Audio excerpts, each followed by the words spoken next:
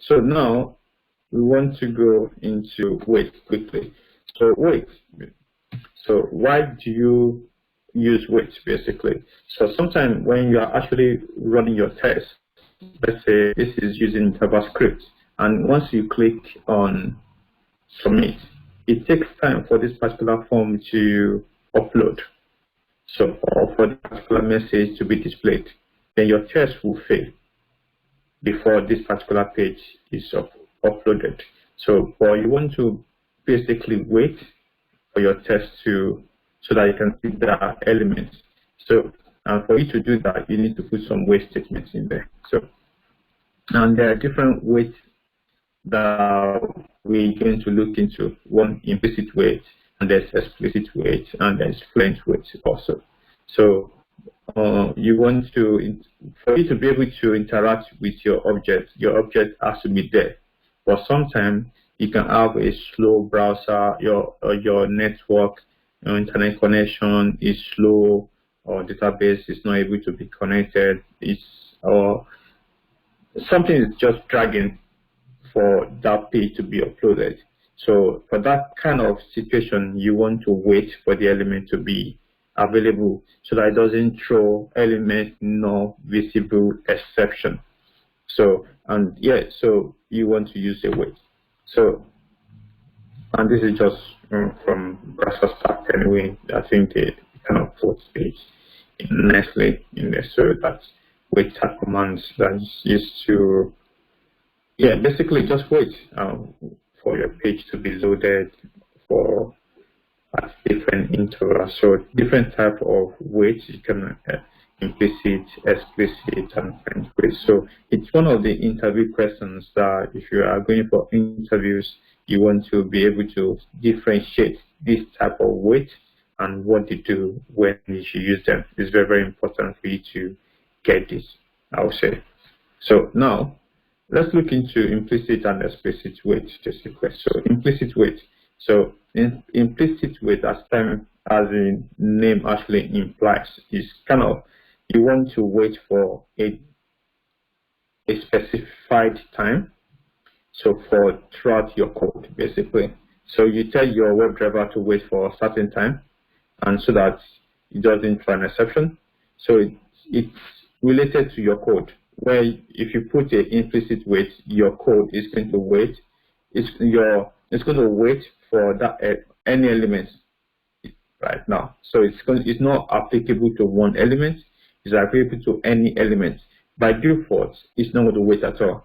When it goes to the site and it sees that it is not there, and yeah, it's going to throw an exception. But you want your code, or you want your test to wait for 10 seconds, or for 20 seconds, or for 1 minute.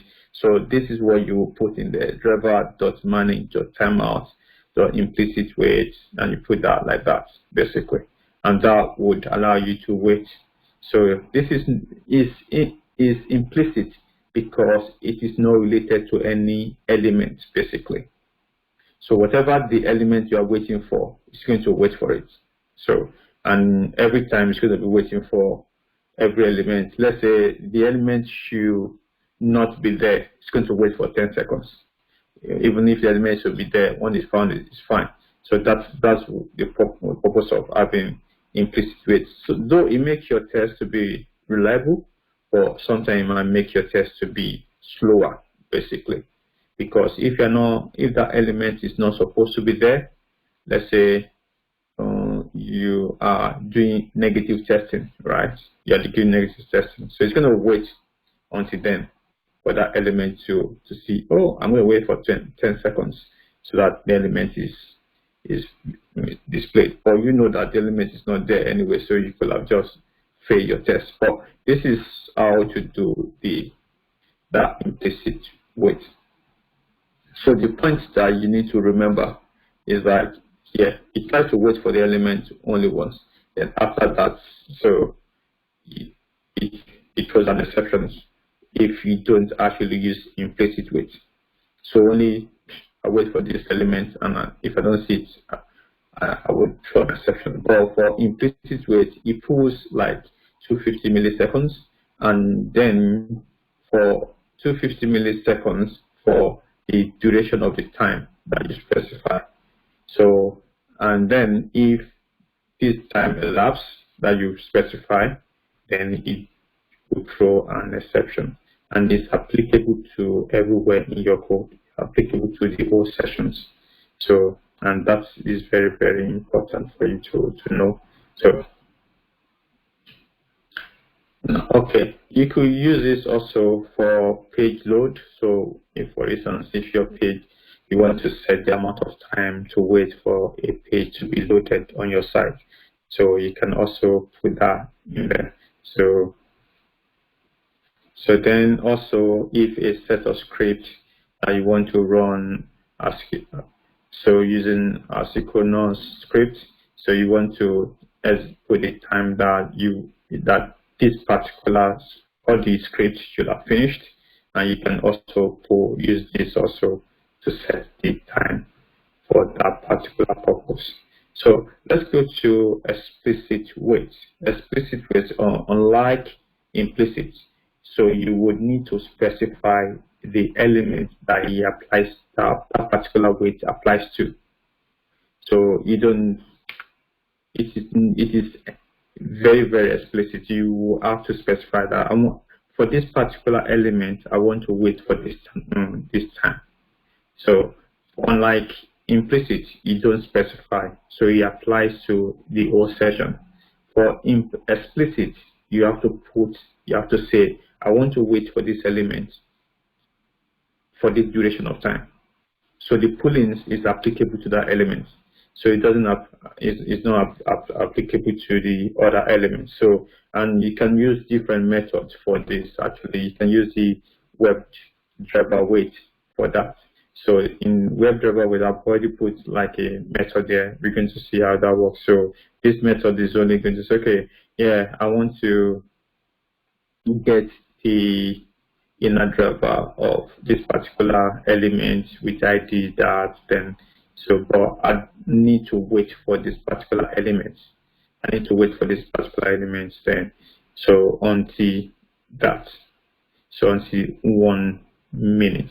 But it's going to pull every 250 seconds to see that is that element, is it there? Is it there? If it's there, if it's finally there, then it's fine. If it's not there and the time elapsed, it's going to go. However, this is only applicable to this element. It's not applicable to the other elements on the page.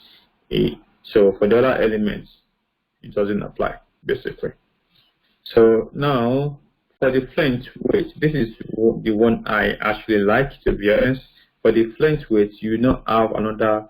So for the Fluent wait, you specify the maximum amount of time to meet that certain condition. So, and this is repeated at regular interval until timeout happens. So what you're going to do here is basically saying, I want to wait for this element. Well, so I want to put a timeout time basically, so 5 seconds.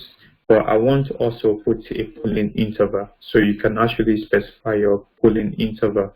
So to say, okay, wait for 500 milliseconds. So you can specify the interval. Well, for the other one, you cannot specify the pooling interval. So, but for the Fluent wait, it's very, very good because you can specify that, and then you now put a condition that you want to be established. If the element is displayed, if the element is disabled, if the element, so you can, based on different conditions that you are looking for. So for that particular element, so it should return the element, or it should display the element, or it should click on the element. So at this point, you can decide whatever you want to do with the element, or you can just copy this particular method, and then when you copy this method, you can use it, because this method is going to return a web element after it has waited, and if it sees that if that particular element is found, it's going to return the element, and then you can perform any operation on that element. If it doesn't found, if the element is not found, it's going to return a null. So that's what it's going to do. So, and I just put this basically to differentiate different ways to do the differentiate implicit and explicit. One way also that people also use wait is, I just put this, it's very, very important that everyone knows that is there. There is capital S anyway, sorry, apologies for that. So it's thread.sleep. This is not recommended, you should not put in your code, but however, it's very, very useful when you're debugging, your test is failing and you don't know why, what is happening. And you want to be able to see, is it because the application is slow or my test is slow or something like that. You want to verify that. So you can put a thread or sleep there during the time of debugging to see, and it's going to wait in there. So you will specify the duration. And the issue is that this is not waiting for the elements. It's going to just wait for your test. It's going to wait at that particular time. If you say it should wait for 5 seconds, even though all the elements on your page is found, it's still going to wait, basically.